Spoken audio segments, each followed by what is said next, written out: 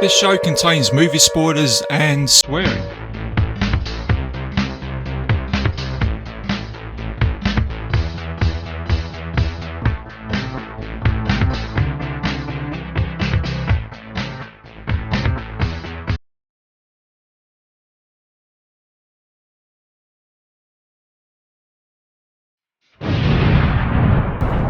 Whatever you see in the movies, they don't turn into bats, crosses don't work. Garlic? Want to try garlic? You stand there with garlic around your neck. One of these buggers will bend you fucking over and take a walk up your strata chocolata while he's sucking the blood out of your neck, alright? They don't sleep in coffins lined in taffeta. You want to kill one, you drive a wooden stake right through his fucking heart. Sunlight turns them into crispy critters.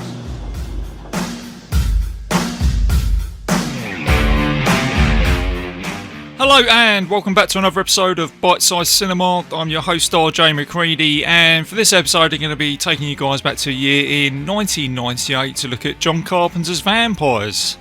So let's play you a trailer and I'll see you soon. Have you ever seen a vampire?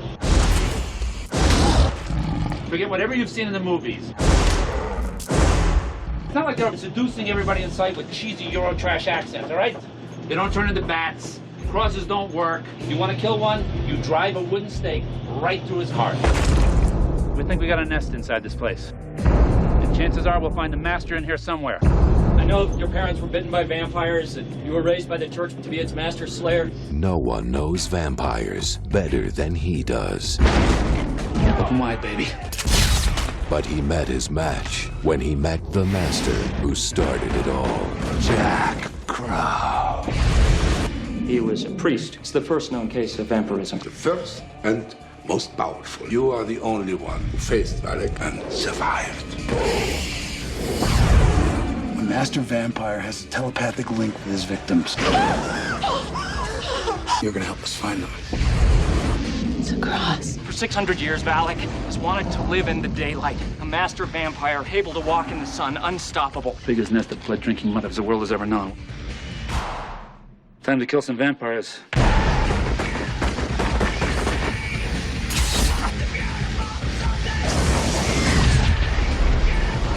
He's right behind us! Come on, come on!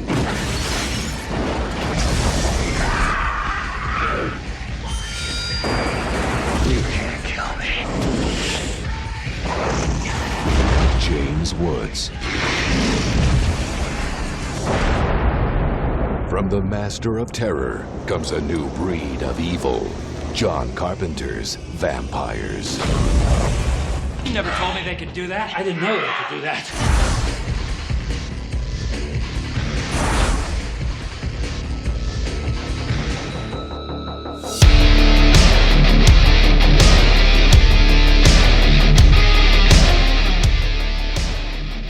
And welcome back, guys. So the synopsis of this film is: recovering from an ambush that killed his entire team, a vengeful vampire slayer must retrieve an ancient Catholic relic that, should it be required by vampires, will allow them to walk in sunlight.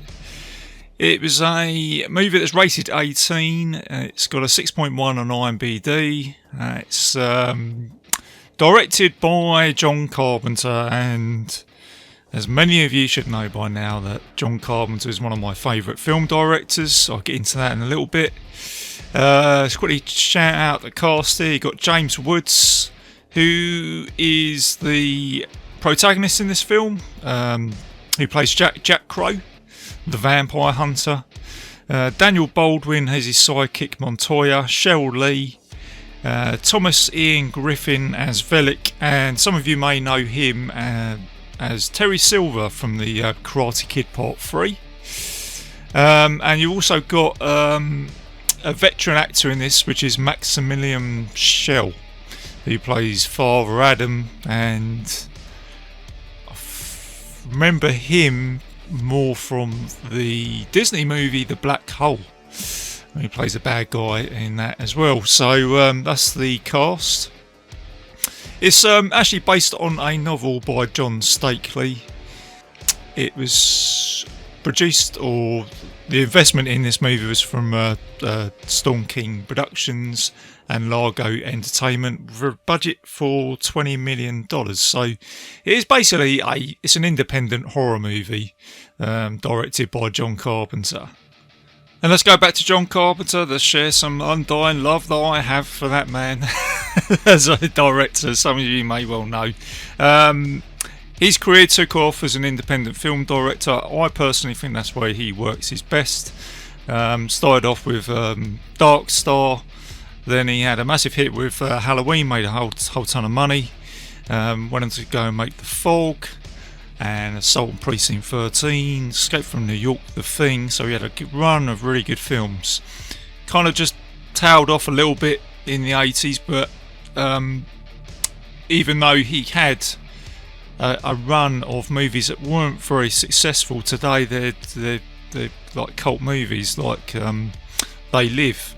Prince of Darkness seems to be doing really well at the moment. It was a film that kind of got panned critically and commercially, but today people are starting to get that film. And then he made the Invisible Man movie, Memoirs of the Invisible Man.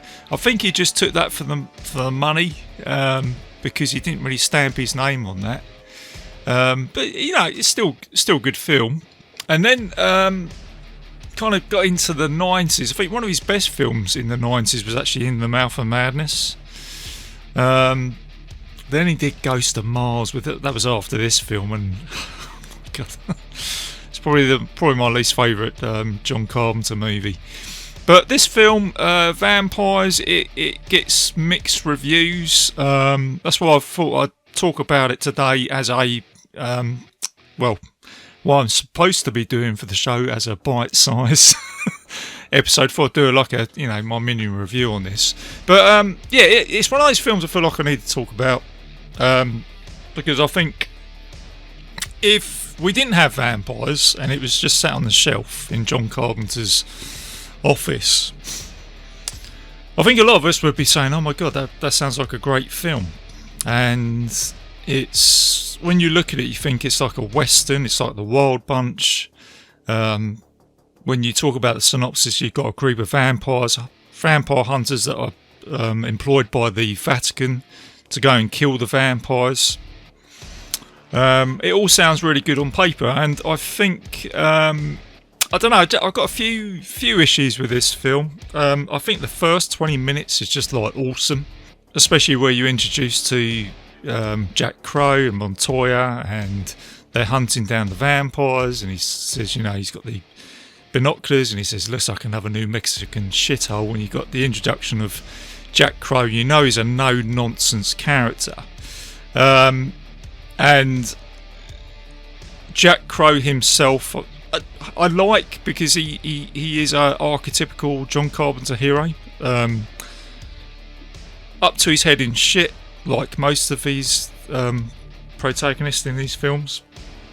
Holds his own, doesn't take his hand out for anything like that, and I think in this case John Carpenter has taken on the vampire genre by saying, well, if you want to go and hunt something that's vicious, you've got to employ something that's vicious, and I think Jack Crow is that, he's that character. He's just as bad as the vampires are.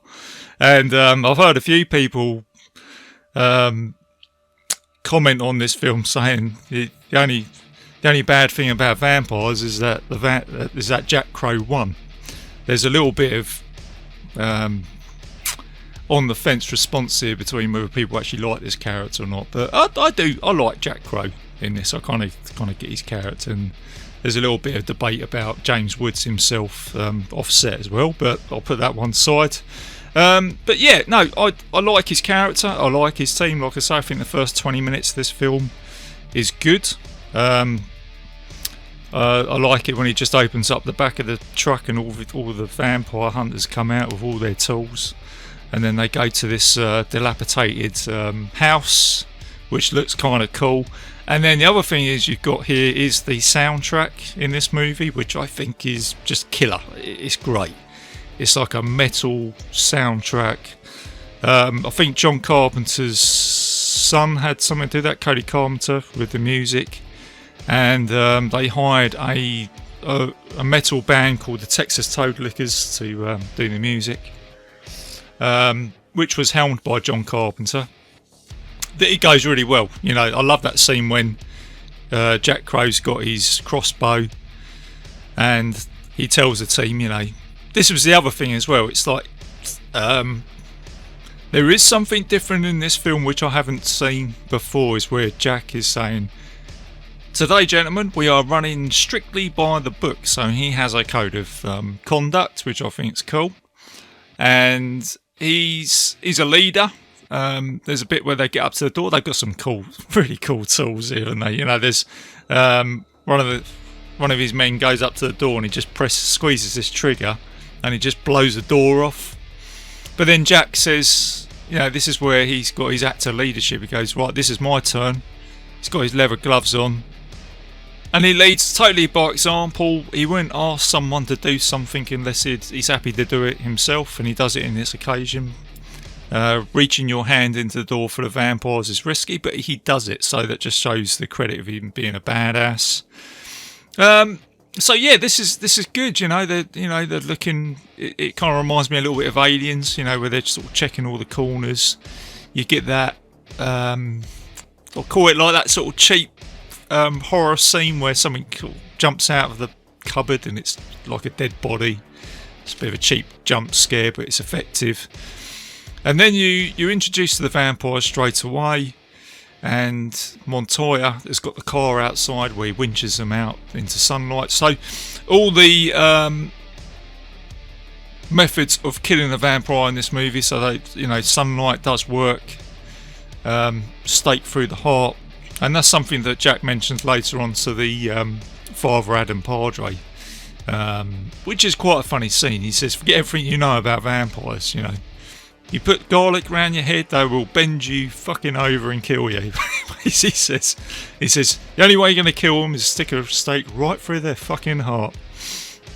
And, you know, the vampires in this are quite aggressive as well, which is what John Carpenter wanted. He wanted them to be savages.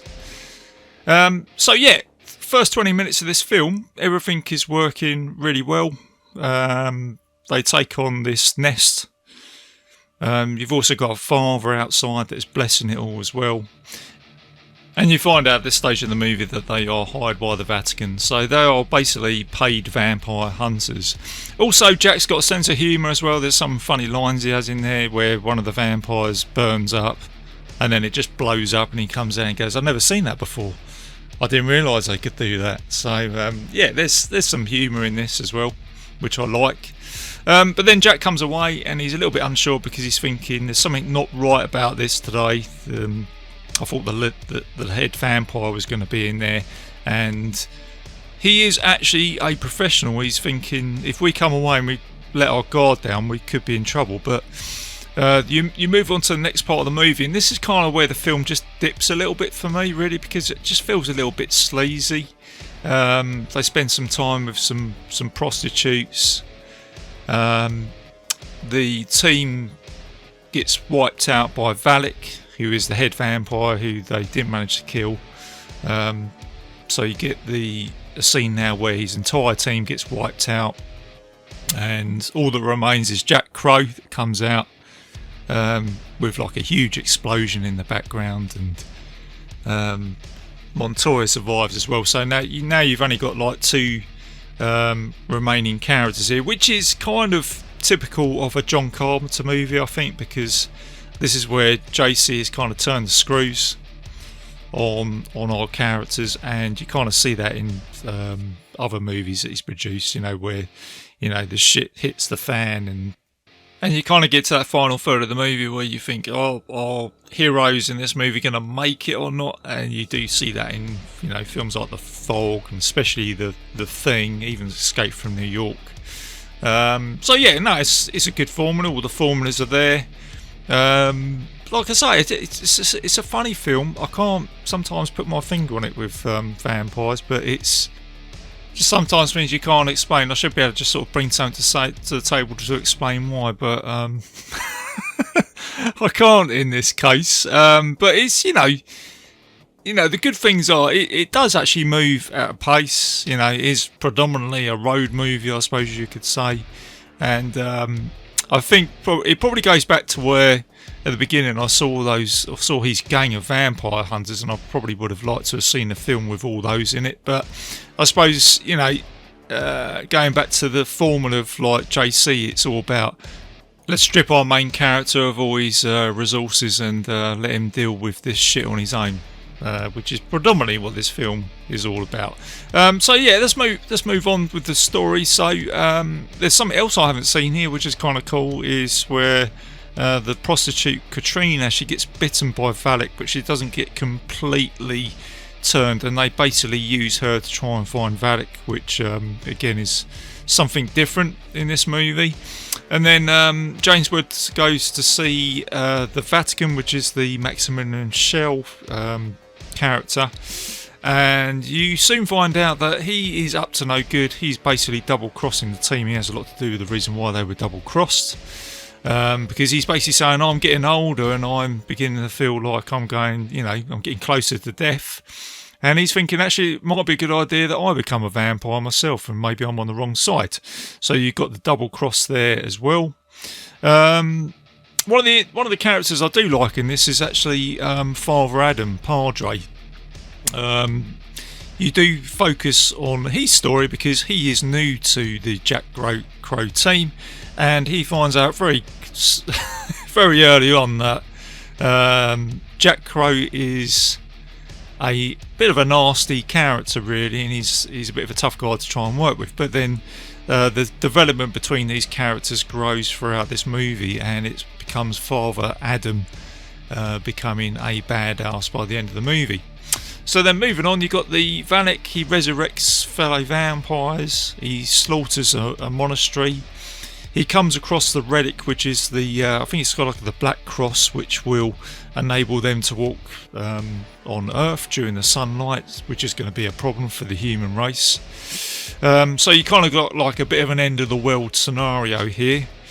As I mentioned earlier, you get a scene here where Jack Crow is explaining to Father Adam that, you know, if you want to kill a vampire, you basically stick a wooden stake straight through its fucking heart. So there's no messing about there. And then as you're moving towards the final third half of this movie, Jack gets captured by Valak, and he gets used for a ritual. So he basically needs the blood of a crusader to perform this ritual, so then they have the cross, so then they can walk throughout the daylight. And, you know, again, you've got some funny one-liners here from Jack Crow, where he's kind of basically, you know, talking to Valak, and he says, listen, Valak, even after like 800 years, you still got a little bit of wood in that mahogany there. You're still able to get like a hard on, you know what I mean? So that was cool, that was good, I liked that. And then Montoya gets bitten by Katrina, so he is then turning into a vampire himself, but then he still raises the bar because he comes to rescue Jack Crow whilst he's tied to the cross. So he comes in, guns blazing, so you kind of got this like final shootout. And then you got Father Adam, who comes to Jack's rescue as well, and by this point this is where Jack Crow is kind of warming to him, and he's saying, yeah, go on Padre, you take him on. And then Jack eventually kills Valak with the cross. He impales him, and then the sun rises, and he puts him out into the sunlight, and then he burns up into crispy critters, as he says. So by the end of this movie, he manages to save the day, but then you do get left on a little bit of a John Carpenter cliffhanger, where Montoya and Katrina kind of like formed a relationship. They both turned into vampires, but this is where Jack Crow comes out. He's got like a little bit of sympathy from both, and he says that, you know, you saved my life, so in return I'm going to give you 2-day head start. And this always makes me laugh, because there's a line now that Jack Crow uses which everybody thinks was used for the first time in Taken. But Jack Crow actually comes out and says it. He says, "I'm going to give you a 2-day head start. But let me tell you this, I will find you, I will hunt you down, and I will kill you." So there you go. It's, Jack Crow said it before Liam Neeson did in Taken. So yeah, just a little bit of trivia there. And then that's how the film ends. So, he saved the day. It's kind of, like I say, it's kind of left on a little bit of a cliffhanger, and then you've got the final credits with the Texas Toad Liquors song, which is pretty cool. So yeah, that's Vampires. That's it in a bite-sized sort of way. I think it's just I've done this episode today because I think there's a good film there somewhere. I can't help myself with Vampires. I keep picking it up, and I think John Carpenter's done it because it's probably the closest one he's done to a Western. I think he said himself it is basically the Wild Bunch with vampires, which is pretty cool. I think it's great that John Carpenter has done a film with vampires in it. I think if he hadn't have done it, I think we would probably all be saying today, wouldn't it be cool if John Carpenter did a vampire film? I like James Woods in this film. I think he's cool. I think he is that archetypical John Carpenter character. He's badass. He's got some good one-liners. He doesn't take any shit. He'd probably be the bloke that I would want to be rescued if I was taken by vampires myself. He's got a little bit of a sense of humour about him. So it was good for James Woods, because I think this is the first time that he's actually taken on that type of lead action hero character, because I think he usually plays like someone in a suit, like a lawyer or something like that. The music's really good. It does go at a pace. Like I say, there's a few little issues I have with this film here and there, and not to forget, the film actually had its budget cut down. I think it only ended up with 1/3 of the original budget, so that might have had something to do with the way the story was told here. And the other thing is just, like a little bit of trivia. John Carpenter actually got on well with James Woods on set, so I guess the pair of them had like a mutual understanding, I guess, as creators and him being an actor. The other thing is Bruce Campbell was going to play Montoya. That's who they had in mind for that character. So I think that might have made the film a little bit different with him on board.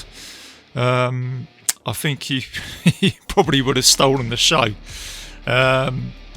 So yeah, there you go. That's my take on Vampires. Go check it out. Like I say, there's some good bits in this film. As I said at the beginning, I think the first 20 minutes is just awesome, and the third act is pretty good. It's just the middle act. It just could have done. I don't know. Like I say, I can't explain it. It's just sometimes you can't. But it's got a good beginning. The final act is pretty cool.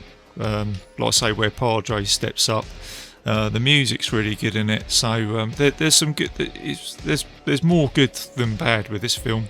But yeah, go and check it out if you haven't seen it. Have a look. It's worth watching because it's a John Carpenter movie. It actually made some money as well. So this and In the Mouth of Madness, I think, were two of John Carpenter's most successful movies in the 90s. So there you go, guys. Hope you enjoyed that episode. That's my little spin on vampires. Just before I close the show, let's do a little bit of admin. So I am a proud member of the Legion Podcast Network, so please go and check out all the other shows on there. We have had a very busy month in October, so everybody's had a whole ton of fun with that, getting on board with episodes and stuff like that. And for Legion Podcast, it is our Halloween month, which is what we're predominantly all about, being like a horror podcast basically with Legion. So everybody's had some fun there. Check out my other show, which is the Mystery Vault Podcast. So I've got a new episode. I'll tell you something now. I'm literally going to finish this and then jump on to record The Legend of Sleepy Hollow. So I thought I'd let you in on that. That's what I'm going to be doing in a minute. So that will be coming very soon. And what's coming up for the show? I've got some really exciting news. And this is all now official now because I've got a recording date. I have got Mr. CJ Graham coming onto the show, who played Jason Voorhees from Friday the 13th Part 6. He's going to come onto the show to tell me about the greatness of that film, so I'm super excited about that.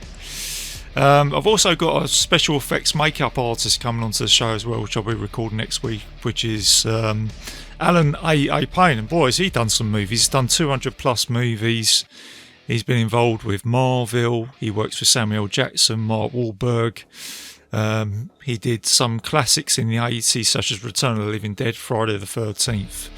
So I'm going to look forward to talking to him about that. And that's the other thing with Bitesize. I'm kind of varying up the show. So every now and again you get an episode like this where I'll do like a mini review, and then I'll have some of my fellow Legion podcasters come and join me on the show, which is fantastic. I love all that.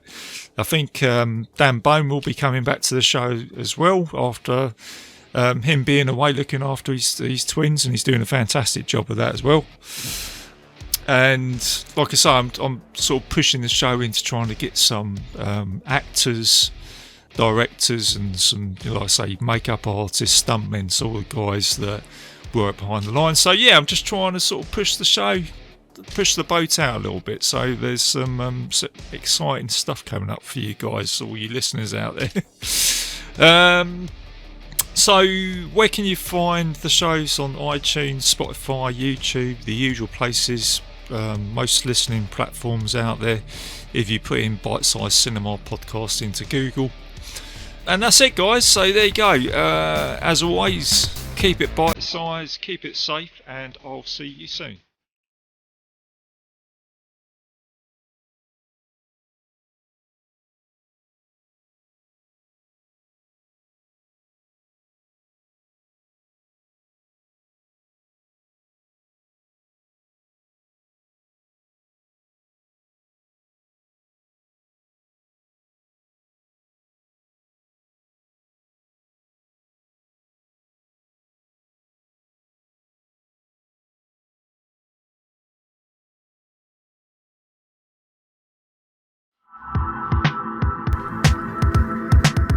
If you enjoyed this show, then make sure you check out the other great shows on the Legion Podcast Network, like Cinema Psyops, Cinema Beef, Devour the Podcast, Duncan and Bo Come Correct, Exploding Heads Horror Movie Podcast, Friday the 13th, Get Slayed, The Hellming Power Hour, Hello, This is the Doom Show, Hero Hero Ghost Show, Kill the Cast, Underwater Kaiju from Outer Space, Jerry Hates Action, Legion After Dark, Mental Health, Obsessive Cinema, Discourse, Pick 6 Movies, the podcast by The Cemetery, the podcast on Haunted Hill, the Psychosemantic Podcast, Rick Radio, House of Wax, Dude Looks Like the 80s, Rabbit and Red Radio, the Shadecast, Short Bus Cinema, 2 Drink Minimum Commentaries, the VD Clinic, Who Will Survive Horror Podcast, and Witch vs. the Doomsday Clock. With such a wide spread of shows, there is guaranteed to be a niche for you to fall in love with. Horror, politics, movies, books, sex, music, commentaries, health, video games, kaiju, action, news, comedy, and opinions that would most likely get you killed in some parts of the world.